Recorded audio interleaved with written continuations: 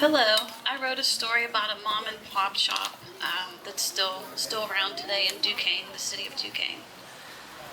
Members of the Shinks family were busy with customers on a Tuesday afternoon at Shinks Hardware, where tools and parts adorn every inch of space, from the reddish brick carpeted floor to the very high white coppered ceiling. Business often comes in spurts. Gary duplicated a key for a customer. The hum of the motor and squealing sound of the metal blank being cut drowned out some of the conversation. Another customer was shopping for small plumbing parts, and Jeff was assisting him. A woman had gathered up the products that she needed to purchase for her project, and Joan got up from the steps near the register where she had been smoking to wait on her. The abundance of carefully arranged merchandise is displayed on numerous metal shelving and white pegboard for easy access. The Shinks family-owned business, now spanning multiple generations, embodies the Mon Valley values of hard work, resilience, and commitment to the local community. Paul Shinks started Shinks Hardware, working independently in October 1945. It is located on Grant Avenue in Duquesne. Paul was originally a bookkeeper in the Duquesne Works Mill, and his boss was continually changing his numbers to suit his needs.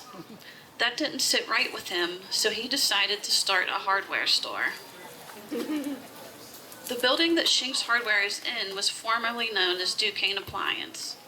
Until this day, they have stayed in the same location, but added an addition in 1997. A few blocks up from the former Duquesne Works on Grant Avenue stands a long rectangular red brick building that has sold goods to the tight-knit community for decades. Shinks Hardware has been the cornerstone of the community and a place where businesses, residents, and people from other cities exchange stories, seek advice, and find the materials to repair or update their homes. Shinks carries quite the variety of items, from soup to nuts, Joan Shinks said. Long, narrow aisles run from the front to the back of the store, and fluorescent lighting illuminates everything. Every available inch of space of over 2,700 square feet is utilized. Despite it being jam-packed with everything from tools, lawn care, seeds, nuts, bolts, light bulbs, plumbing parts, candy, and paint, it is very well organized. You can get keys made there and screens rescreened. Hand-drawn signage gives it an authentic feel. They are well known for figuring out what you need, and if they don't have it, they will order it for you.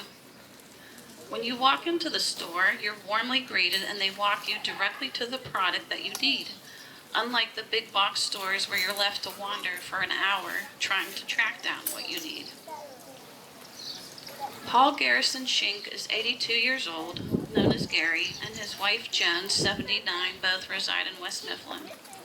They work together at Shinks along with their son Paul Jeffrey Shink, better known as Jeff, 58, from Javosburg. Jeff's brother-in-law, Rob Siebel, 51, from Liberty Borough, has worked there for the past 3 years with them. For Gary, Joan, and Jeff, this has been their primary job throughout the years. When asked how it was for them to work together all day, every day as a family, Joan immediately chimed in, who jokingly said, "We get sick of looking at each other. We're together all day." They work well together even after all these years, but naturally want space when they leave the store and go home. At 5:30, I say, "Goodbye, and I don't want to see you till tomorrow," Joan said with a laugh. During the 77 years that they have been open, 9 to 10 other family members have worked at the family-owned business. Whether they had recently lost a job or during the summer, Jeff's son Brendan worked there, and he also sold hot dogs out front. Jeff said his son worked hard there and graduated college debt-free. Jeff recalled that his son had said they become more than customers. They became friends, and you get to know about each other's family. Joan mentioned, "We probably know 90% of the customers really well, and maybe some of the women feel more comfortable with me. Sometimes they're hesitant about what they need, and they come to me and we chit-chat for a while." She said, because you get to know your customers really well. A lot of them will just come to talk when they don't even need to buy anything. A lot of their customers have been appreciative of their kindness, knowledge, and help over the decades. The Shinks have been recipients of fruit bouquets, sandwiches, donuts, and a lot of coffee over the years. One of the grateful customers even created a sign for them that still hangs in the store from 2020. They've helped out many people in the past going the extra mile, and Jeff recalls an older gentleman in his 80s who didn't drive. He would place a big order for delivery and would ask, "When you bring all the stuff over to me, stop and get me a bottle of whiskey and 2 packs of cigarettes and I'll pay you for everything." They would get the order together, stop at the state store that used to be at the bottom of Grant Avenue, and deliver everything to him. Another aspect of their Mon Valley relevance is not only how hardworking, but how charitable they are. They have donated to local churches, purchased Girl Scout cookies, and numerous tickets benefiting local charities and events. They have supported West Mifflin's youth baseball teams for many years. They had the first and now the oldest billboard up at the ball field on the outfield fence, advertising for their business since their son Jeff had played when he was young. One of the charities close to their heart is Jamie's Dream Team. Jamie's Dream Team is a nonprofit organization that provides assistance for people who are injured, seriously ill, or have experienced catastrophic events. They sell tickets and have raffles for Jamie's Dream Team. You can also donate your change upon checking out. The Shinks have had their challenges. First, the Duquesne Works steel mill shut down in 1984, leaving a void in the community and countless families facing uncertain futures. It was a daunting time, and other businesses left the area when all of the mill workers left. Their store had to quickly adapt and survive a second time when the big box stores came into the surrounding areas.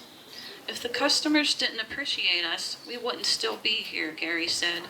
"We had to find our niche," Jeff added. They would have items for sale in the store that you couldn't find at the big chain stores, such as cartridges for older faucets that aren't being produced anymore. "The money was there when the mill was there," Gary said, reflecting. "The line to their shop on payday for the mill was out the door and all the way down to First Street. The population has also dwindled from over 20,000 in the past to currently around 5,000 people, so much less foot traffic. To stay afloat during the hard times, their inventory keeps changing to reflect the needs of the community. In the past, they sold small appliances and a lot of housewares, especially pots and pans. During the holidays in the past, they used to sell a lot of toys, bikes, Christmas lights and trees, even American Flyer trains. In the 1950s, they had a toy catalog. Their upstairs space used to house lots of merchandise for sale and toys. It is currently being used for inventory. "We do our best to roll with the changes," Jeff stated. "We're still here, so we're doing something right." Gary mentioned they used to get truckloads of fertilizer in the spring, but because Duquesne's population has decreased significantly over the years, they now only sell it by the bag. As of 2021, 28.3% of Duquesne families were living under the poverty level, and they probably don't have the resources to buy items to beautify their home. Word of mouth and Facebook has been the best advertising for them. Because we don't have the daily news anymore, it's harder for small businesses today advertising-wise. We just don't have printed papers anymore to advertise in, Jeff said. Despite the city of Duquesne being scarred from the mill closing down and much of the population and businesses fleeing the area, Shinks Hardware has continued to evolve and serve the Mon Valley. It has become a symbol of perseverance and a witness to the spirit of the people that they serve.